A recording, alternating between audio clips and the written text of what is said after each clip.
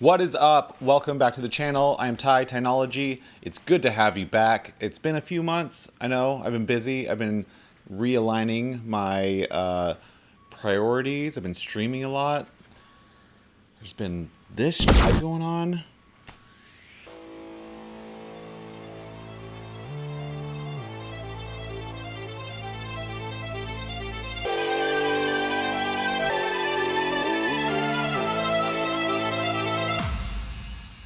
Anyway, it's good to be back. I've been buying a lot of stuff and preparing a lot of videos. I got a little ahead of myself. So what my most recent purchase was a gaming mouse, oddly enough, because I have been using the same mouse for 22 years. This guy is the Logitech Mouseman Wheel, and it's the optical version. It was right when optical mice first started coming into existence in like 1999, 2000, and it was one of the first ones, and I've been using it ever since. So I was playing Counter-Strike 1.6 on this. I was playing the original Rainbow Six. That is how old this mouse is. But it served its purpose, and I didn't really have a reason to get a new mouse. Also, I didn't do a lot of PC gaming for a long time until I built my new PC last year, but I've been playing a lot of Halo Infinite, and I've been really enjoying it.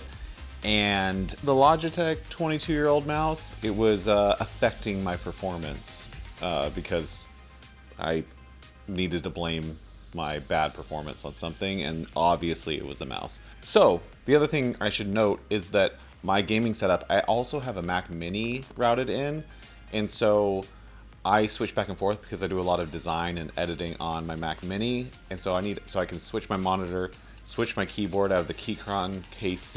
It has multiple channel Bluetooth pairings, and so I can switch the Bluetooth between my Mac and my PC. But my mouse setup was kind of weird because I had the wired mouse to my PC, and then I had my Magic Mouse on my Mac. But with the M1 Mac Mini, my Magic Mouse, it's an older model, it was having some connectivity issues, and so when I was looking online for a new gaming mouse, I wanted something that could be both Bluetooth to connect to my Mac and RF to connect to the PC. And I know that RF is a little bit faster. Bluetooth has a little more input lag.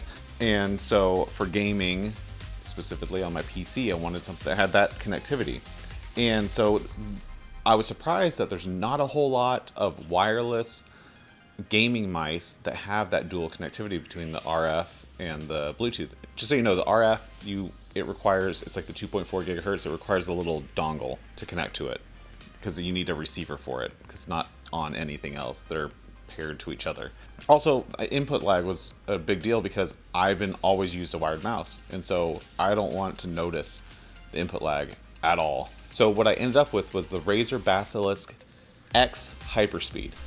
This guy, little tiny box, and I got it for $38 US on sale from $60. So hopefully it's still 38, because I can honestly say this is one of the most versatile little gaming mice for that price that I could find. This isn't a new mouse. I think it came out in 2019 or 2020, but it is still prominently featured all over Razer's website, and so it's not something that they're discontinuing or anything. It's the baseline model of the Basilisk line, and it's for $38. It has their Hyperspeed wireless technology, which I know it's RF, it's 2.4 gigahertz, but they claim that it delivers at least 25% faster performance than any other mouse on the market at time of production.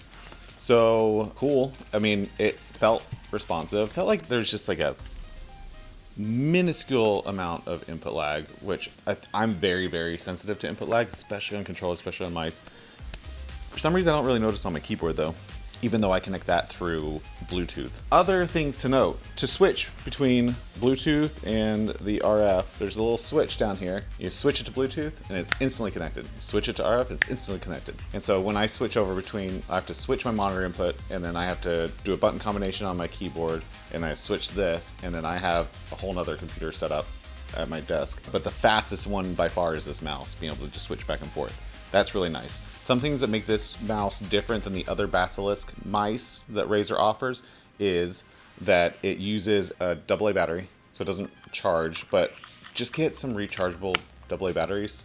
It will change your life, I swear. I just did all the Amazon ones. I have like a big charger that just is always plugged in. I bought 2 big packs of AA's and a pack of AAA's. I always have like 10 fully charged AA batteries at any given time. Speaking of which, the battery life on this is great. On Bluetooth, I think it's 450 hours rated.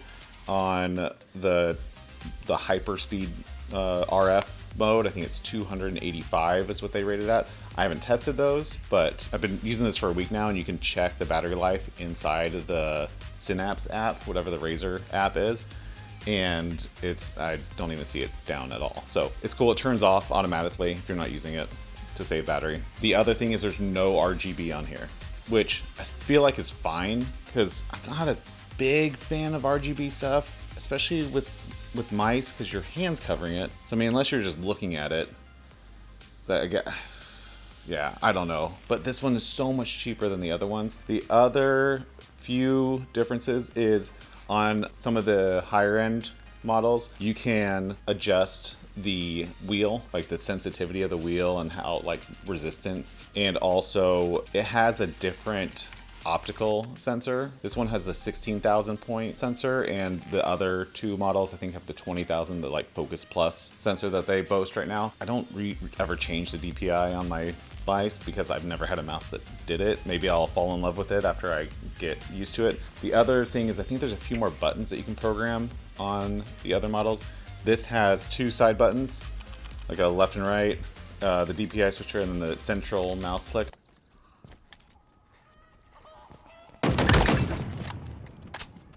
We're going to talk about the design of it. So it's a flat black finish with accents of gloss black.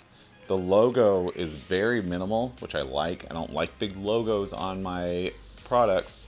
And then the sides are this textured rubber, which is really nice. It has a good feel. It's like aggressively shaped, but it's minimally designed.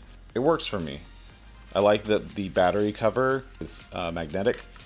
And that's also where the RF little dongle sits in here. That's where it can store there. And then it just clicks back in, which is really nice. The other thing, so I got really used to the ergonomic shape of the Logitech because I used it for 20 freaking years. And so when I was looking, I was surprised at how many mice don't have that shape. And I understand like the ambidextrous models to make sure that it's accessible to people who play left-handed, but I really like that kind of angled feeling on my mouse.